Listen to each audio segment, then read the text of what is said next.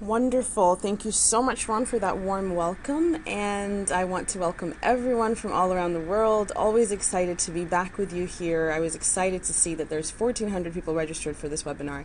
As many of you are transitioning to either Agile or even understanding Agile and the value that it can provide for your organizations. So let's get started. I think Ron did a good job giving the background. So all you really need to know is obviously Agile is what we live and breathe, and I do come from a technical background, so I used to be a software developer, an engineer, and an architect, both on the Java, the .NET side before I sort of fell in love with Agile and organizational transformation. So very excited to be here with you. Let's get started. Before we talk about the journey of the Agile Lifecycle, I want you to tell me via the chat to engage you a little bit. What problems are you running into delivering value from your projects? What are the challenges that you're even hoping Agile would begin to address for you? Why are you even interested in changing the method that you're probably using today? So go ahead and submit in the chat menu the top challenges or sources of waste that you think your organization's facing from getting any projects done.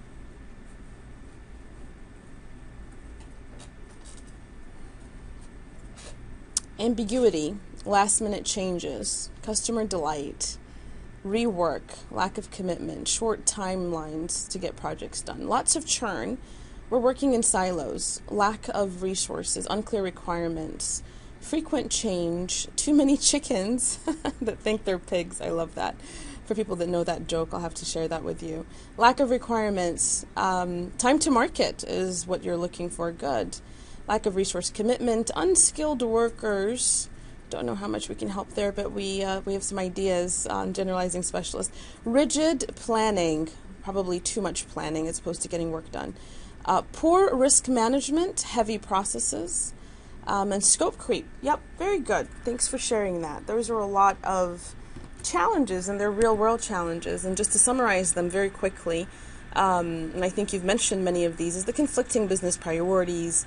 And I know this list sounds like it's theoretical. This is really the list, and what you've just shared is from the real world. This is what organizations are really struggling with day to day. Conflicting business priorities, multitasking, my opinion, and if you've been to any of my other webinars, it's the heart of all evil, which is trying to get too many projects done all at the same time by the same resources, makes them extremely very ineffective. No value measurement or tracking, delivery of customer needs too late. Unproductive meetings, right? Just meeting for the sake of meeting, and I'm going to do a whole webinar on this, but not meeting to deliver value, but meeting to discuss something, and then you have to have the meetings after the meeting. No end-to-end process visibility or optimization, working on not very valuable projects, tactical focus. It's all about get it done. No time for process improvement or strategic. Many of you mentioned the silos. People are working with excessive handoffs and red tape. And those silos is what really causes the lack of communication, collaboration, and trust, because people are so used to working in their own area, owning their own tasks, that it becomes easy to finger point and say it's the other department's fault. Lack of generalizing specialist, and that's the issue where everyone's so focused on doing their own task, their own specialty, that they become very my task oriented. They're not willing to help with other things, and Agile will promote generalizing specialists. We'll talk a little bit about that. Requirements, of course, right? You know, the famous garbage in, garbage out. So if I've got bad requirements, if they're missing requirements, then that becomes an issue.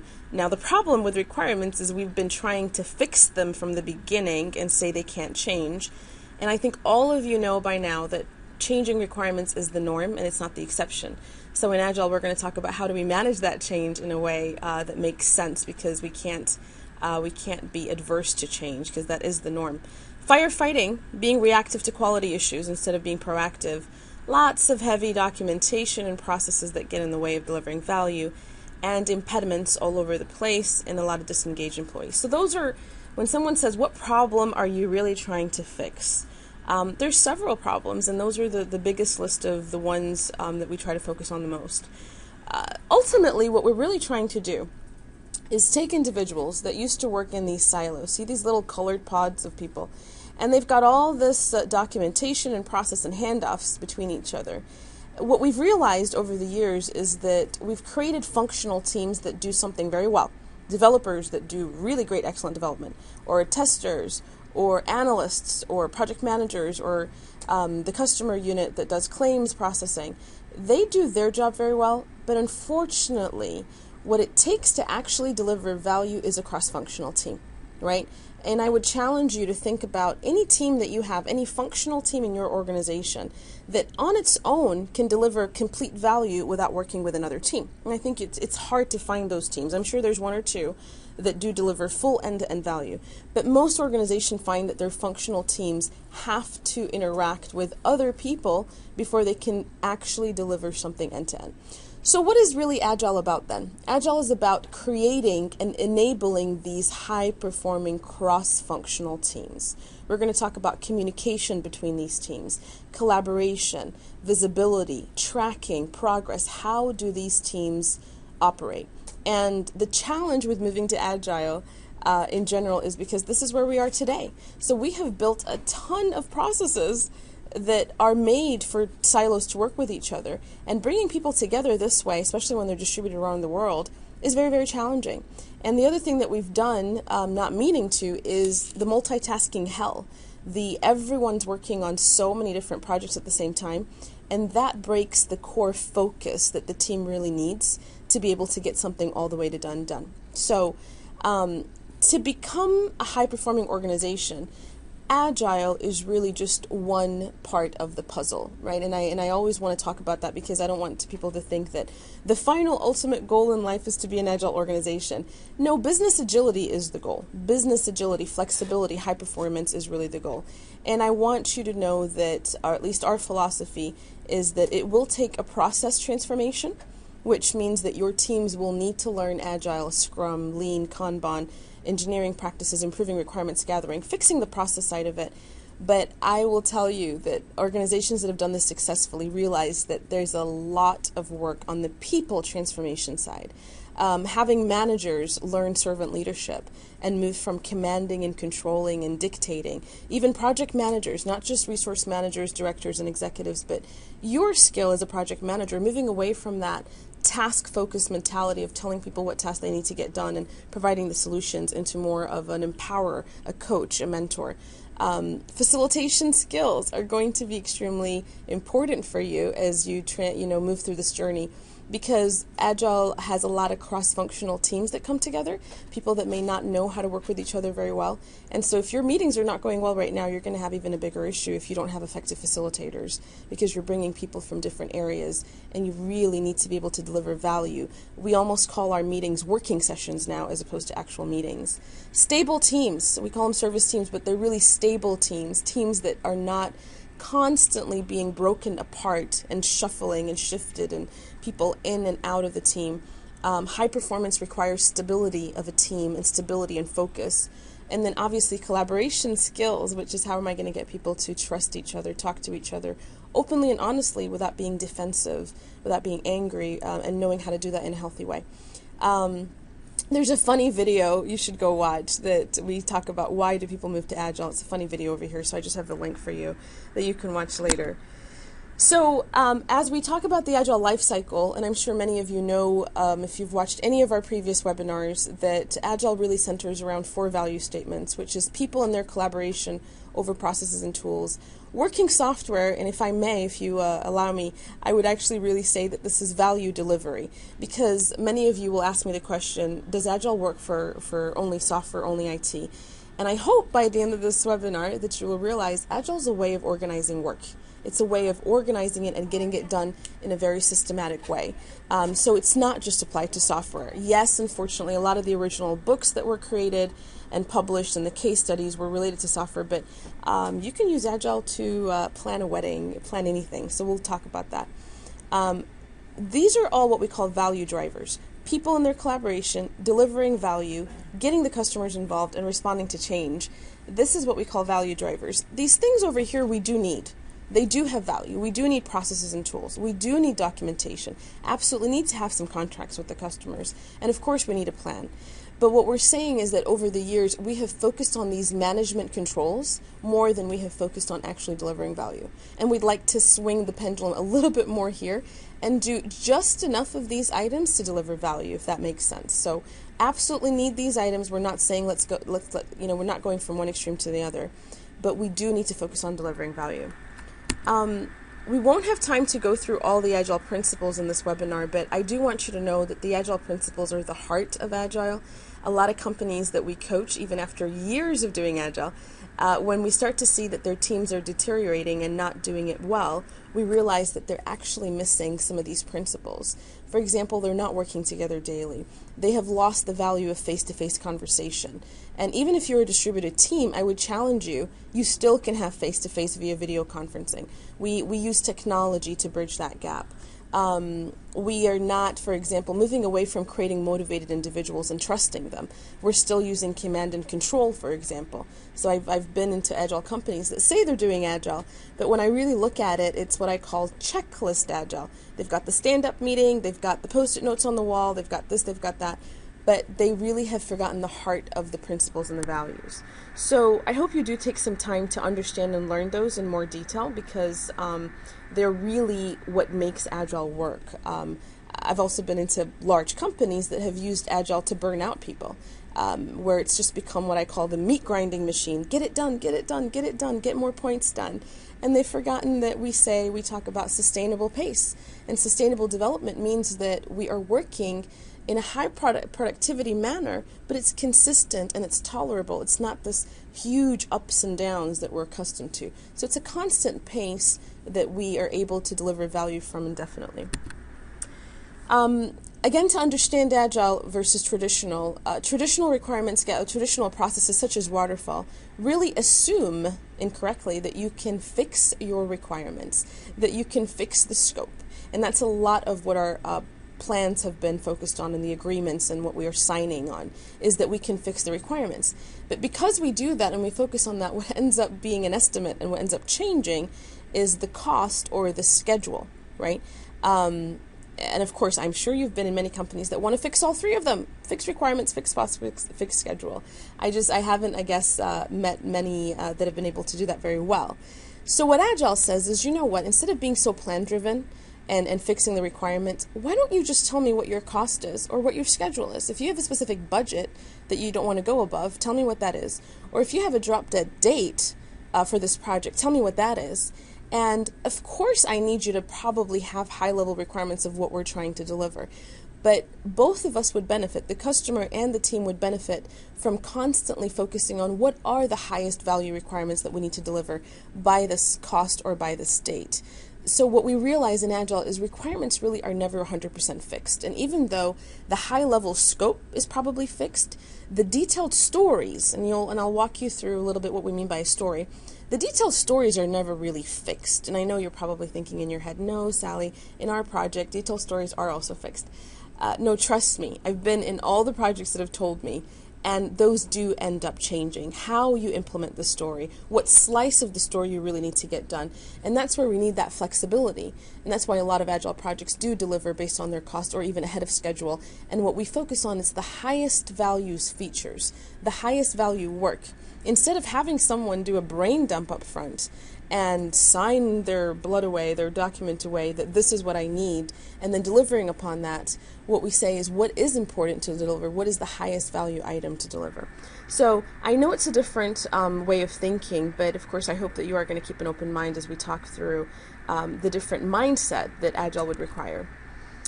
When you're moving to Agile, and we are going to walk through the life cycle, there are 3 different popular methods that you would consider. And I wanted to show you this umbrella to clarify that Lean, which comes from manufacturing, from Toyota, and Agile really are what I call the umbrella. They give you the values and the principles that we believe in. So many of you that work in the manufacturing world would know that Lean is all about cutting waste, optimizing the whole flow, right? Limiting capacity to limiting work in progress to what we can actually really get done. And it's worked very well in manufacturing. It has succeeded for years. Agile and Lean got married because Agile basically said, since Lean has worked so well in the manufacturing world, why don't we take some of these best practices and apply them to project execution and how we get work done in general? So I almost consider Agile this way to optimize the whole execution lifecycle of delivering value, from projects to enhancements to support, just to getting work done. So Agile and Lean got married, and they have 3 children, Scrum, Extreme Programming, and Kanban. There are more Agile methods out there, and the reason I'm focusing on those 3 is because they're the most popular ones right now. Scrum is one of the Agile methods, and it gives you a lot of the project management type practices. It does more than that, but it is famous for planning meetings, daily stand-up meetings, the final demo, the review, and the retrospective, the burn-up charts, the burn-down charts, how you report. That all comes from Scrum, the wonderful ScrumMaster role, the product owner role. Kanban is a little bit, it's less prescriptive than Scrum, but Kanban is about creating visual walls, a visual way to track progress. So if you're using Kanban, I would expect you to have a wall that would show me the process, the steps that you're taking to deliver value, and where this item is in that process step. Is it in requirement? Is it in development? Is it in design? Is it in testing? Is it waiting to be picked up? So Kanban really is a wonderful, very simple way to take what you're doing today, put it up on the wall, and I know some of you are distributed teams, and so you would use some of the online tools that would allow you to create a virtual Kanban wall, and I can give you examples of those. But Kanban says until you see it, until you make it visible, it's hard for you to optimize it. Because after you're visualizing the work that you're doing, you can then say, I think we have some bottlenecks over here. I think we're trying to do way too much. We need to limit our work in progress. How can this team get this work done all the way to done the fastest possible way? So Kanban is amazing, and it's becoming extremely popular right now, even for companies that are afraid to go to Scrum, for example, and just want something simple to start with. And many companies are mixing Scrum and Kanban together, and we'll talk a little bit more about that. But the reason I'm emphasizing those 2 is because they actually don't relate to software development. You can use Kanban and Scrum for any kind of project, as long as you have a backlog of work to get done. You could use both of these processes. Of course, you can use them for IT and for software. They're popular there too. But I just wanted to clarify that Scrum and Kanban really are not technology specific. Extreme programming, on the other hand, is an amazing method for giving us a lot of, common and best practices for automated testing, test-driven development. How do I basically add more quality to the software that I am creating? And so, yes, it is very specific to software development and IT. But it's what adds like that deep dose of quality to what you're really doing. So I just wanted to get those terms out of the way, because a lot of people get confused of what is Scrum, what is extreme programming, what is Kanban, how do I use them together? The life cycle that I'm going to walk you through and that I want you to understand here is, it sort of starts with feasibility initiation. And I am specifically, when I draw this picture over here, I am really talking about projects. I'm not talking about minor enhancements and support work. I will talk to you a little bit later about how that integrates over here. But I'm specifically talking about when you have large initiatives or medium-sized initiatives and you have to go through this initial approval process just like you would normally do today. That's really what project feasibility initiation is about. Nothing really dramatically changes as you're moving to Agile. We just might give you more different techniques, lighter weight techniques, to get that done quickly. And then the Agile really life cycle, once the project's approved and the team is pulling it into their backlog, they are ready to work on it. It really, from a team perspective, begins over here. It begins with release planning. Release planning is where the team gets together to meet with their sponsor, their product owner, and they say, okay, let's go through what you really want us to do. Let's build the backlog of all the requirements, but they're not at the detail level that you used to do before. They're down at the story level, and we'll talk a little bit more. You have completed release planning when you have a backlog, a complete backlog of the work that needs to get done. You have prioritized it based on business value and dependency, because dependency actually trumps business value, right? So you've sequenced the backlog, you've ordered it 1, 2, 3, 4, 5, 6, 7, 8, top down based on dependency and value. And risk, obviously, you need to also think about risk. And you've sized the backlog. You have an estimate of how big each item is, and you finally developed a plan. Now, what I'd like to do is show you an example of that. So this is a workbook that I always share with different people. This is just an example. Of course, there's a lot of Agile tools out there that work better than this Excel sheet. But here's an example of a backlog. And so we're going to have this web portal site. This is what we call a theme. This is a feature. And these are the stories that we need to get done. They're very small. They're very specific. And we've organized our backlog into profile management, place order. The right way to write the story is, as a customer, I want to search the product list so that I can find what I want. So that's a specific story that needs to get done. It's a requirement. And it goes with the format of, as a user, I want to, here's what I need to do so that I can find what I want. This is what we call the value proposition. And so that's the best practice, or at least the preferred way to write the stories. So you go ahead and build this backlog. Of course, this is just an example. Part of the backlog also includes your non-functional stories. Non-functional are the foundational items that you need to do sometimes before you can even get started. Do you have to have a test environment up and running? Do you need to upgrade a specific system? Do you need to, if I was building a house, do I need to actually build the foundation of the house first before we can even get started? What are some of these things? Do you need to do any architecture, any design work that is a little bit more holistic to help guide you? So this is what we call non-functional stories in addition to the functional stories. And all these stories have story points associated with them. And so you can easily see that this item that's an 8 is bigger than an item that's a 2. And I'll walk you through what story points are here in a little bit. So this is just really an example of a backlog. And anytime we cancel a story or we add a story, we just keep track of it. So this was a new story that was added, to the backlog after we created it. So very simple change management. So in release planning phase, in that phase, I would expect you to have your backlog created, have it somewhat prioritized or ranked 1, 2, 3, 4, 5, and have it sized. And then finally, maybe have something that looks similar to this. It doesn't have to be mapped out all the way, but this is what we call a release plan. And the release plan says, look, we're going to have an iteration 0 or a setup iteration. And going back to the picture over here, this is what iteration 0 is after we're done planning, we do need to go through an iteration 0 as setup to get some of the stories that are non-functional, that are foundational, get some training, get some basic stuff done before we can just execute. So this was our view here of iteration 0, right? Iteration 0, here's the items from that list that we need to get done. And this just tells you how big and how small that item. And then normally for one item to get done, there's multiple people that get it done in the team. What we've done here is we've always assigned someone to be the owner. The owner's like the little mini ScrumMaster that will make sure that this really item is coming to completion, or basically sort of report on it as part of the team on a day-to-day basis. Is this really coming to completion? So some people like that. Some people say, you know what, the whole team is owning that. And what we start to track is, okay, you wanted to get this done. Did you really get it done or not? At the end of our time box iteration, did you really get it done or not?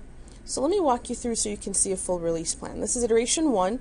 Here's what we plan to get done. We targeted to get these done. After actually executing this iteration, which looks like it was a 3-week iteration, we got some of these items done, but those 2 over here did not get done. Okay, so let's go down a little bit more. All of our iterations are 3 weeks in this example over here.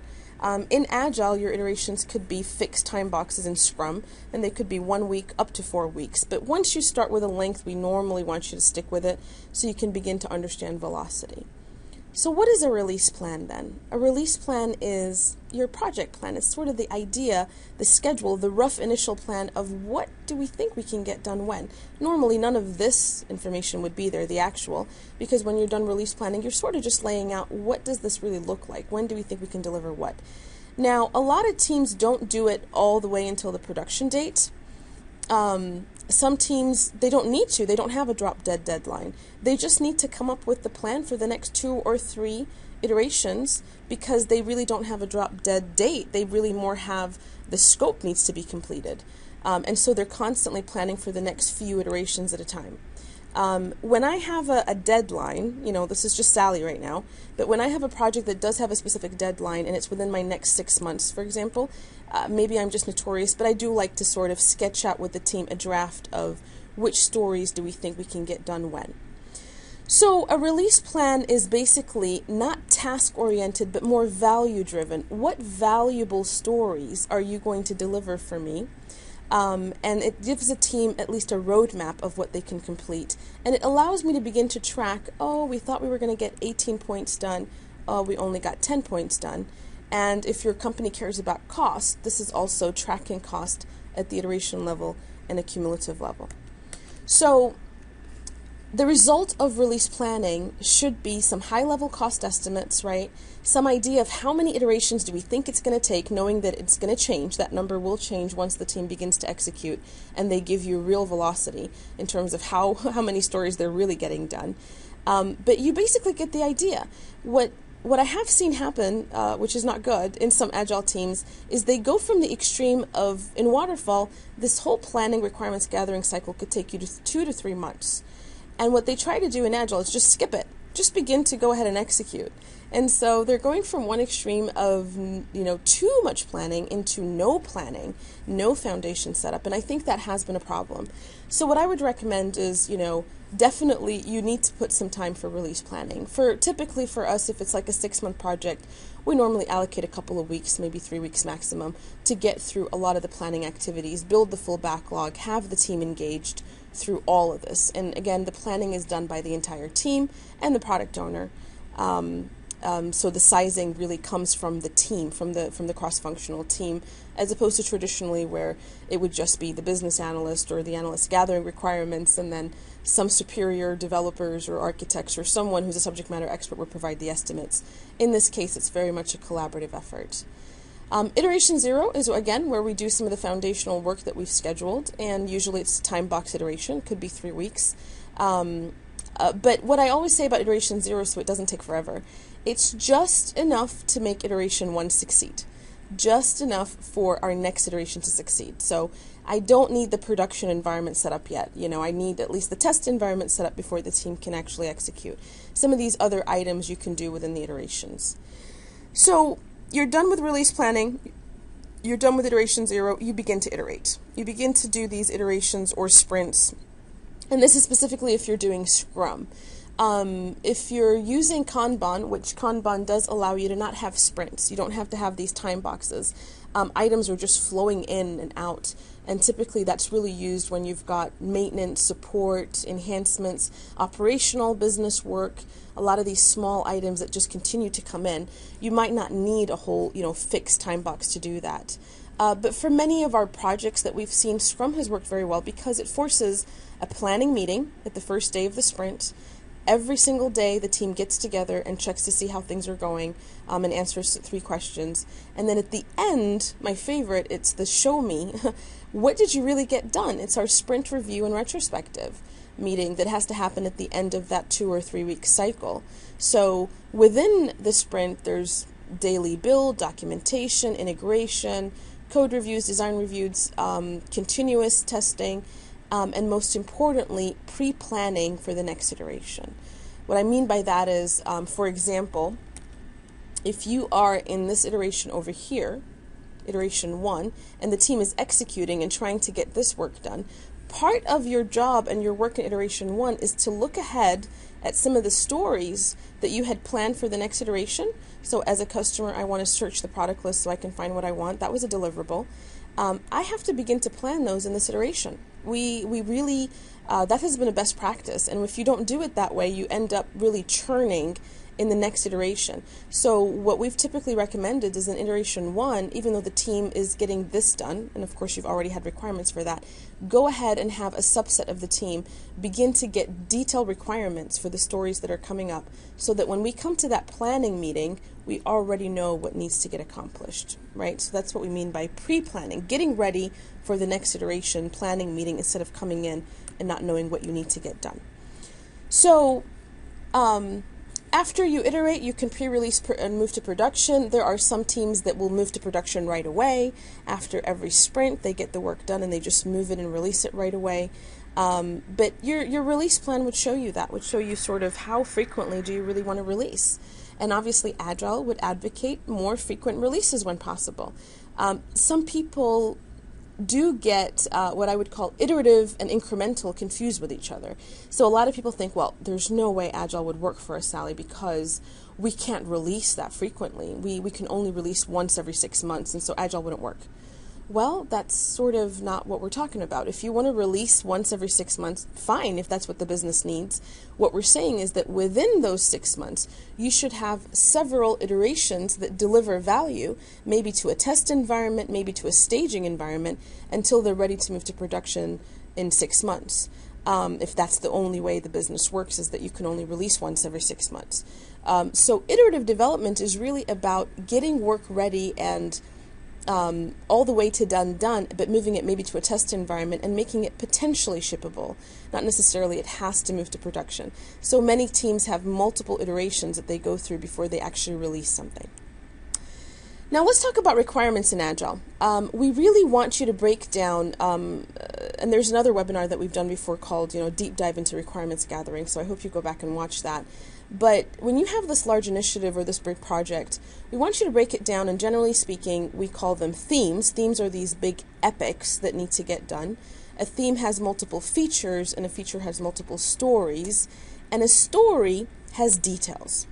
Typically, when we say requirements, in traditional projects, honestly, I don't know what level we're talking about. Everyone's version of a requirement depends on their own perspective. So if you talk to the business, they think they're giving you requirements when they're talking at this high level, right? This theme and this feature. I need, here's an example. I need a claims management system and I want to be able to manage my claims. They might think that's a requirement. But from our perspective, we'd say, all right, claims is a good theme under our member portal feature, area or initiative, and a feature might be manage claims, but I do need to know the stories. An example of a story: as a member, I want to view my current unpaid claims. As a member, I want to view the details of a claim. Those are both deliverables, and I know this is a software example, but I'll show you in a little bit an example that's non-software. So those are stories, which means there are specific scenarios that we do need to accomplish under managed claims. The details, like acceptance criteria, for example, verify that only pending claims are listed on this page, verify that claims are listed by date in ascending order, and verify that all claims for dependents appear on the list. Those are the details. Those are the very detailed business rules. We want those. Those are good, but those are one level below our story, and we only gather those just in time. So when we're saying at the very beginning of your project, you're building a backlog of stories, you're really wanting to get to this level. If you start getting all this level of detail for each story, then you're pretty much doing waterfall requirements gathering, which is deciding on where the field's going to be on the screen, what exactly is going to be on the drop down, what color should the paint be on this house inside this room. Those are the details. We want to gather those one iteration or two iterations before this requirement gets done.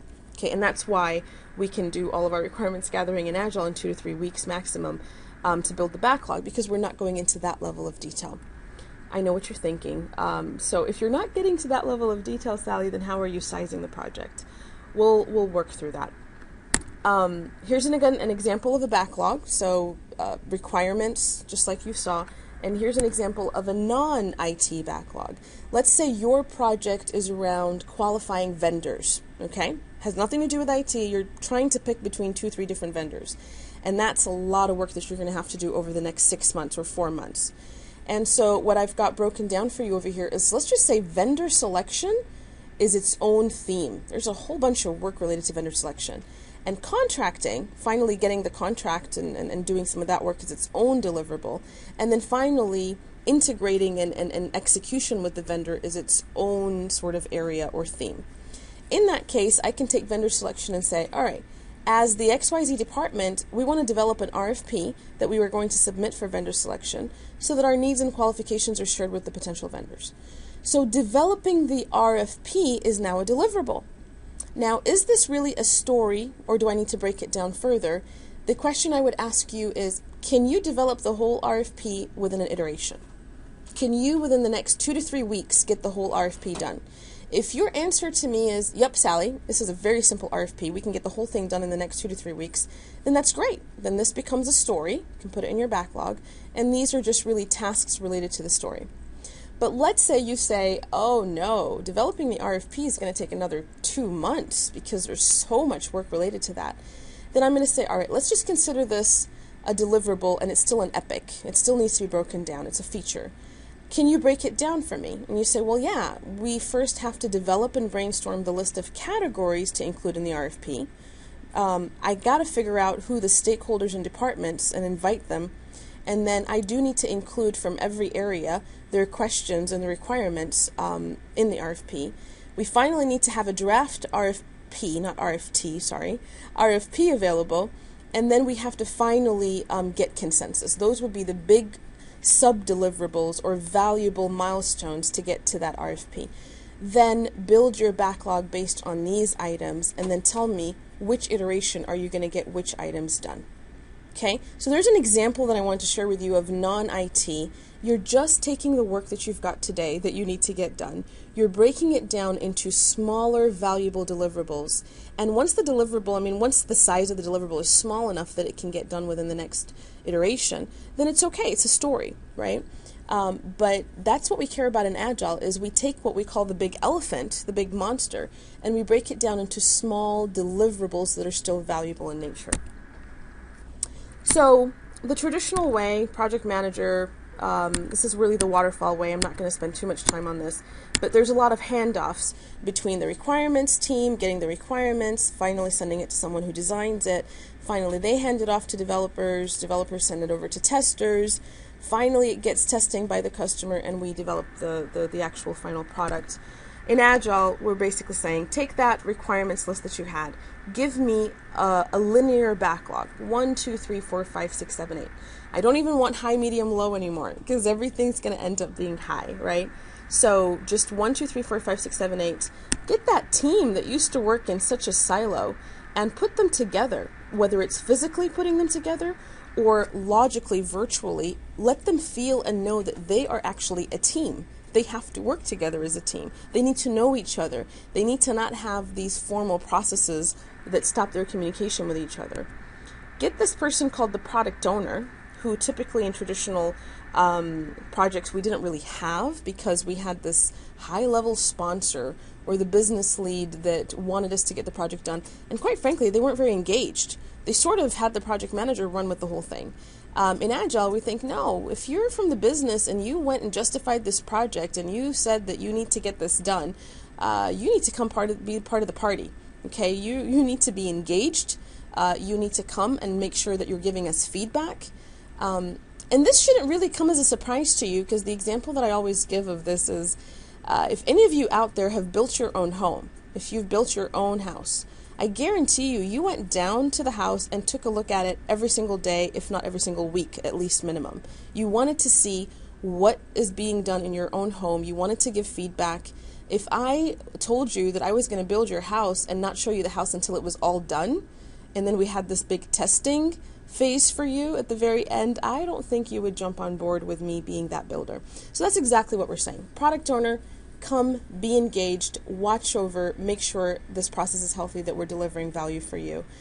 Scrum Master, no longer you are not charged of making decisions for the team or providing solutions. You are a process facilitator. You are someone who needs to make sure this team is healthy and getting things done in the right way and being empowered. And you're protecting the team from all these outside disturbances of other people wanting them to get different things done. And we call the team over here the committed people. Their neck is on the line for getting the work done. And these are the interested. And yes, some people call these chickens and some people call these pigs.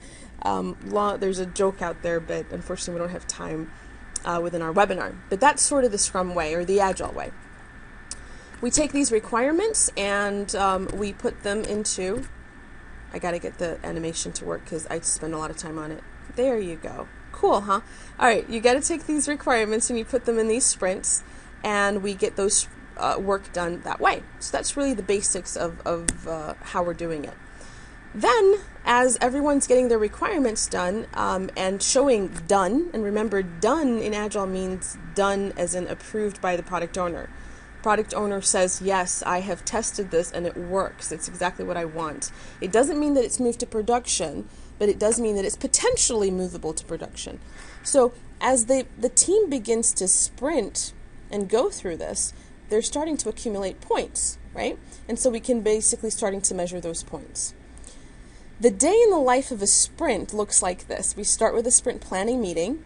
We get people to talk about, oh, look, we've got this 8-pointer and this 3-pointer. What are we going to do? What tasks do we need to create to actually get this work done? So the planning meeting, typically half a day, and the team really sits together and says, here's what we're going to get done in the next 2 weeks, and let's make sure we ask the product owner questions. We really understand what they really want. They're sitting right here in front of us. We're gathering the requirements, the details from them. If you've done it correctly, if you remember what I just said, when you came to the sprint planning meeting, you should have already had the product owner, probably your analyst and a couple of other people, write the detail requirements for the stories that are in this iteration. So that when you're coming into this meeting, it's not what is it that you want, and everyone's sort of confused on what the requirements should be. So that pre-planning would really help with this. Every day, we have a daily stand-up meeting, and it's only 15 minutes, and it is not a status reporting meeting, and the team goes through and talks story by story or person by person. I will be honest with you, and again, this is not a standard yet in the industry. The standard is that person by person, you would say, what did I complete yesterday, what did I work on today, and what is slowing me down? What impediments do I have? And you're really just sharing that with your whole team as it relates to getting these work done. I will share with you a best practice that a lot of our teams do is we also go story by story.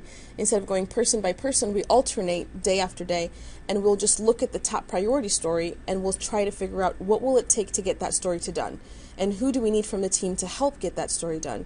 So we actually have people recruit each other and say, all right, John, you're working on story number 5, and that's actually not very important compared to story number 1. Can I have you jump up over here and help me get story number 1 done? So the story-by-story stand-up's been very effective for us, in addition to the task or the person-by-person. At the end of the iteration, or the sprint, Tom Cruise, who's famous for his show me the money, comes in and says, show me a story that is done. Show me something that actually got accomplished. Don't show me a status report. That's why Agile is used so frequently right now to reduce risk, because at the end of every 2 weeks or 3 weeks or 4 weeks, whatever your iteration is, the team has to actually show something. They can't just have a status report. So Agile really adds this huge layer of visibility, which in my opinion reduces the risk dramatically. And we do that even for large projects. Actually, I think this visibility is even needed more for large projects. So that's the quick review, the demo. People call it the demo. People call it the sprint review. And immediately after that sprint review, we have our retrospective, and we got to talk about what's working well and what needs to be improved, because we honestly believe that if you don't ask that question every sprint, if you wait until the end of the project to do your project post-mortem, it's too late. It's too late to fix anything.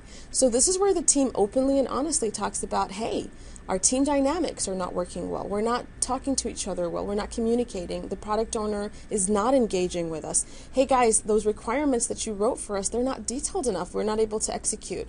We're really struggling with not having a test environment. Any impediments is what the team begins to figure out. How can we do this better next time? And that's really the heart of Agile, is this continuous, predictable process of planning, daily visibility, show me what you got done, improve the process. And that's really the Scrum framework, right? The Scrum framework says, do this over and over and over again using this team. So, and again, this is specifically to what we advocate or what we teach. The roles within Scrum really are just 3 roles. There's a Scrum Master, there's a product owner, there's the team. Those are the 3 Scrum roles. The reason I like to show it in a triangle is because I want you to know that a team will absolutely churn and not get anything done if any part of this leadership triangle is broken. There needs to be someone from the business or from the customer side who can give me the vision of what we need to work on and why. So that's their leadership role, is they have to lead the vision of what needs to work on and why. There needs to be someone, the Scrum Master, a team member who's playing this role, a project manager who's becoming the Scrum Master, who has to take leadership over the process. So people can't just skip out of meetings, people can't just not get anything done. The whole accountability for the whole process, and it's not just the team, it's protecting the team from the outside people that want to screw up and maybe have the team do things that they're not supposed to work on, or pull them off the team, or have them work on other things that were not on the backlog. Someone has to maintain process leadership, and that's who our Scrum Master or process facilitator is. 1 or 2 or 3 people from within the team need to be technical experts. You can't have a team that's getting something done that doesn't have anyone who knows how we get this work done. So someone has to have the technical vision. Sometimes it's an architect, sometimes it's a couple people from within the team, it could be team leads, but someone needs to know, how do I translate this vision of what the business wants into a high-level vision of how? And then we empower the team to figure out how they're really going to execute from a task perspective. Who's going to do what, how they're going to get it done, and what they can actually commit to is really the role of the team, right? So a team is absolutely broken if this triangle is broken. But if this triangle is healthy, then this team most likely will be a healthy team because they know what they need to get done. They understand the process. They understand high level how the vision, and then they can self-organize around getting that work done. When you download these slides, you'll get a little bit more definition on the product owner role, the team role. I am going to skip those right now because we've talked a little bit about them in terms of what's expected, but I did want to share that with you so that when you download them, you understand in more detail what we expect of the Scrum Master, the product owner, and the actual team members themselves. What you may not know in Agile is that a team shouldn't be large. We don't want a team of 50 people. So typically when we have large projects, we still split them into small teams that are 7 plus or minus 2. I've had teams of 10 people, maybe 11. Once you start getting to a team that's got 15 people, trust me, they're not going to work as this high-performing team anymore because they're going to create many silos. And we do want the team to be generalizing specialists, which means they're all in it to succeed. It's not about my task or your task. It's about getting the actual story to done. Yes. Yes. Wonderful. Wonderful. Thank you, Ron. I appreciate that. A multi-team program view shows you that now that you sort of understand how this team needs to have a backlog and sprints and execute, when I have a program, and a program is really defined, or a Scrum of Scrum, as a project or an initiative or a product that requires multiple teams to get it done, then we normally structure the teams this way. They all have product owners, they all have the same leadership triangle, but I need a program leadership team that includes the chief product owner or the sponsor, a program manager, or think of them as a Scrum Master, but they facilitate the overarching program, and then obviously someone over here who's looking over the entire program from an architectural and technical vision. How are we going to get the work done? This program, Scrum of Scrum or leadership team, is very critical. I've seen too many companies try to attempt to do Agile at scale, but not realize that I have to have this team, and they have a backlog of probably not down to a story level, but probably more at the theme and the feature level. And they have a roadmap of which team is going to deliver what when at a high level, so they can begin to guide those teams. Another best practice when you're doing this is don't create the teams to where they have so much dependency on each other. Try to have every team be able to finish something beginning to end. So make sure that the roles within the team, instead of having a front-end team and a back-end team, see if you can have enough front-end and back-end people so they can actually get something done, as opposed to every team depending on another team to get work done. Now, of course, because it's a program, there is some level of integration and dependency that needs to be structured, and that's really the role of the program leadership team is what are the dependencies between the team? When can we integrate the work that they're doing together? What does it look like at a high level? And this wall, in my opinion, the program wall, is one of the most important walls to have as a visual, using maybe a Kanban wall or even an electronic wall. Portfolio. So when we're implementing Agile at scale, when we're really trying to take this to organizations that want to do this as a way of working, then we basically start deploying teams, program teams, but also portfolio management teams that may be on top of multiple programs, multiple teams. This is beyond the scope of today's webinar because we're just going through the Agile Lifecycle, but I did want to share this with you. And we have other webinars such as the Transforming to Agile PMO that you can watch. I'm going to finish up over here so I can take some questions, but velocity is an important concept that I want you to understand, which is as the team begins to execute, you're now able to figure out how much can they really handle. What's their capacity? So, for example, this team's been executing, and I can say that their average velocity is about 12 points. That's a very important number. 12 points means that if I have 48 points to get done, that's roughly 4 to 5 sprints. That's something that we can't answer very easily today based on just your hour estimates. So that's why velocity in Agile is like the heart of estimation. Once a team begins to execute, I can figure out their average velocity, which is how many points are they really getting done. From that number, I can begin to predict how many iterations will it take. So if it's perfect execution, if there are no impediments, this team should have gotten the 48 points done, probably within 4 sprints or so. But in reality, we added one more sprint, so it really took 5 sprints to really get this done after we buffered some of our sprints. Points are just relative to each other, guys. Really don't confuse yourself and feel like these need to be precise estimates. Points are just a way to say, is it smaller? Is it bigger than the other item? If I told you I've got a grape, I've got an apple, and I've got a watermelon, and I said, give me points for those, you would obviously tell me a grape would either probably be a 1 or a 2 because it's very small, an apple might be medium because it's a little bit bigger, a watermelon is really big, so it might be a large or very large. That's really how we're sizing. We're trying to avoid precision because precision's never worked. A lot of the time you're spending trying to get to precise hour estimate, it's a waste of time. It really is. We just don't think it's feasible. You're going to be really way off anyway. So why not use what we call more relative sizing and then watch the team's velocity? And I know your question is going to be, well, how am I going to know how long it's going to take? Once we have the backlog and we know the team's velocity, we can predict how many sprints it takes to get work done. That's how we estimate and we provide a cost estimate. This is also a chart that's very popular that everyone loves to see. Your business would love to see this chart. What are you getting done for me, right? The blue line is what the team thought they were going to get done. The pink line is what they're actually getting done. And the line above over here is the scope. So how many points total did I have in my backlog? Every time you're adding items to the backlog, whether it's the team or the product owner, I'm just tracking the line to show, here's my scope for the project and here's what we're actually getting done. No point will be put on this chart until it's done. Done means that the product owner has actually accepted it. And then I think your customer would be very interested to know, well, what's the cost of my project? And by the way, this one comes from that Excel sheet that I just showed you.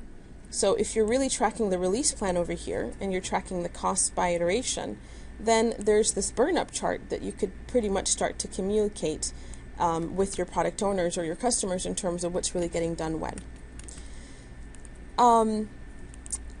This is a day in the life of an Agile team cheat sheet, and you will also be able to download this from the zip file. It just takes you through that one sprint, and I have some cheat sheets here for you in terms of what does the planning meeting really look like, the design review. This is very specific to a software project, but you can obviously think about, how you would use it for even non-software.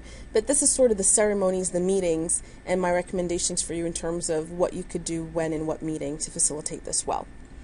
So I'm ready to take questions. You can download the zip file that I've created for you that has this PDF, it has the workbook that you just saw, and it also has that cheat, the last cheat sheet from tinyurl/Agile Training. And I do hope that you go out and watch some of our Agile videos. There's a ton of free videos that your company can watch or subscribe to from a learning perspective. So let me go ahead and see some of your questions.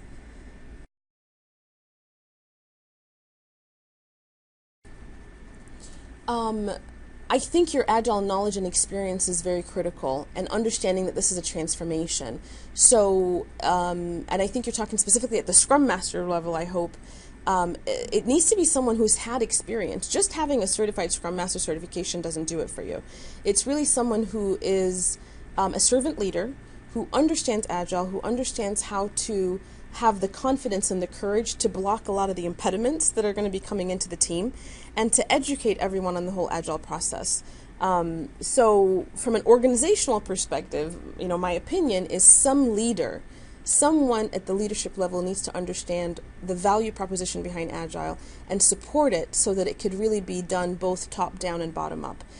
Most companies that fail with Agile, my opinion, Francis, is they haven't learned it the right way. They've picked up a book, they're doing it, they're learning as you go, and they really don't have anyone helping them who's an expert at implementing it. And very quickly they revert back to what they were doing before, which is either command and control, not knowing how to break down requirements into small chunks, not knowing how to deal with distributed teams. So I would say education is critical to the success of Agile.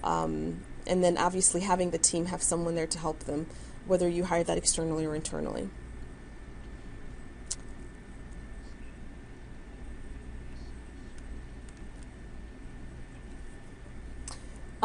Learn Agile, so training. I mean, this is what we normally do. I'm not trying to sell anything, but what we normally do is we take the initial team, a cross-functional team, including the business, through a workshop, a 3-day intensive workshop where they understand how to apply Agile to their own project.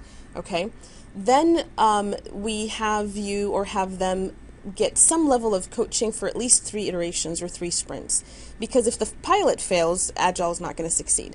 So we always say you need to pilot Agile and make sure that this initial team that's piloting Agile really absolutely succeeds. So initial education training that applies to their own project, coaching for at least 3 iterations so that they know what they're doing.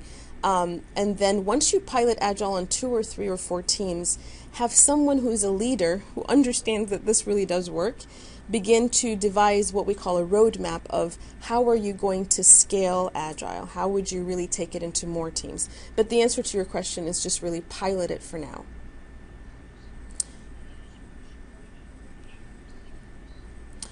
Yes, you could use Scrum or Kanban. Kanban's the easiest because what I would ask you to do is, I do strategy sessions all the time with leaders and executives, right? And what we end up doing is we end up brainstorming, just like release planning. What is the strategy? What is our goal? What do we need to get done? And we create a backlog of all the initiatives and the things we need to get done in order to accomplish the strategy, right? It has nothing to do with IT.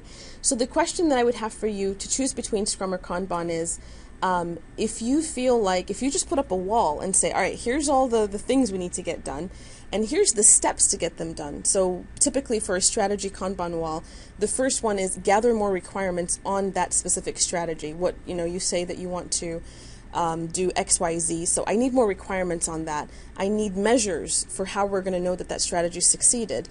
I need to develop it or break it down into small workable items, and then I need to finally execute, and then I need to test it to see if it's worked. So that could be your Kanban wall. Scrum would just basically say, can you do that every 2 weeks? Can you stand in front of that wall every 2 weeks in a fixed time box, plan what you're going to get done, have a daily stand-up meeting, and then come to a demo and talk about what have you accomplished in the last 2 weeks or 3 weeks related to that strategy. Just download it from tinyurl.com/agile training. The PDF and that spreadsheet and the cheat sheet are all downloadable, and that's just as a thank you for you giving us an evaluation. I have there's a company in Omaha over here that actually used Agile for construction, which was really interesting. It was a combination of Agile and Lean, and they built this amazing. It took I think multiple years, but it's a huge. What do you even call that? It's like a retail center. It was a lot of apartment buildings with shops and everything, and they said that they used 6-week sprints. And so they definitely planned everything up front during a release planning session at a high level. They definitely did iteration 0, which is to set up the foundation for what the bridge. But then what they decided to do is to break down all their work. Obviously, for a bridge, you can't release in small chunks, or maybe you can. I don't know anything about building a bridge. But what they did is they said, what can we break down into small chunks in terms of work? What can we deliver on when? And they used Agile as a way of just really organizing the work in 1-month increments. If it's that long of a project, you could go with 4-week sprints if that works for you in terms of planning and getting work done. So don't know if I answered that question very well. I'm not an expert in bridge creation, but definitely has been used for even, building and construction. Earned value management is that picture that I just showed you, the cost and the benefit. When you really look at this chart, this is really earned value management. This is Agile EVM in action. And my colleague Mike Griffiths has a wonderful chart that really combines both of those. But earned value is really about, what did you deliver for me? What value have you added? And what did it cost me? And what's the variance between what you thought we were going to do versus what we actually did? So if you download that Excel sheet, you will see that at least gives you the beginning. I think traditionally, by just calculating hours, there's no value to hours. It's just cost. And so by using the point system in Agile and saying, this is how many points you've actually delivered, at least you're getting to know what work actually got accomplished. Now, in a future webinar, I'm going to introduce you to the concept of business value points. And business value points is not just a measure of what work got completed, but what actual value did that work provide, right? Did it increase revenue? Did it, from a value perspective? So good question though. Thanks for asking. Gabor, here's what you need to tell the business. If we were doing this using waterfall, it would have taken me 3 months to gather requirements in a lot of details before we could really give them an estimate, right? I mean, if you're doing traditional, you're going to have a very intensive requirements gathering, get everything in detail. What we do in Agile, Gabor, if you really realize it, is instead of spending the whole 3 months just gathering requirements, we'll spend the first 2 weeks doing release planning. That gives you a high-level estimate of what we think we can get done. And yes, you're absolutely right. I do need the team to iterate. So I'm actually going to have the team go through 2 or 3 or 4 sprints within that same 3 months period that traditionally you would just be gathering requirements. I'm actually going to have the team execute 2 or 3 or 4 sprints for me to see real velocity. And yes, the customer must know that after the team actually iterates, we are going to give them an updated estimate that's based on actual velocity. So our typical approach, Gabor, is instead of giving that initial promise of an estimate and the customer saying, oh, this can never change again, which is never the case, we always say, give us 2 weeks to do release planning. That will give you a high-level estimate, and then give us 2 to 3 iterations for the team to actually execute, and I'd probably recommend more like 4 iterations, and that will be real velocity. And then we're going to continue to work with you on, based on that number, based on this team having 50 points per iteration, is it really logical that we're going to get your 1,000 points done in X number of date, or do you need to start looking at your backlog and making different decisions, or do we need to instantiate a new team so we can increase our velocity, right? So that's how we talk about it, is we do need 3 or 4 iterations of real velocity until we give you an updated estimate. Thanks so much for coming today, and make sure you come to our next webinar and make your executives come to the next one. It's about the business value and ROI of Agile methods. We actually have statistics, and we have a great person who wrote a book on this, on what is the value of Agile methods compared to traditional. So if you've got executives that you're trying to convince to go to Agile, that would be the next webinar, and you can find it on the PMI website, on the lead Learning and Education Community of Practice. Under webinars, it's the next one that's scheduled. I think it's next week. I wish I had the date for you. Have a wonderful rest of the day, everyone. Thanks for joining.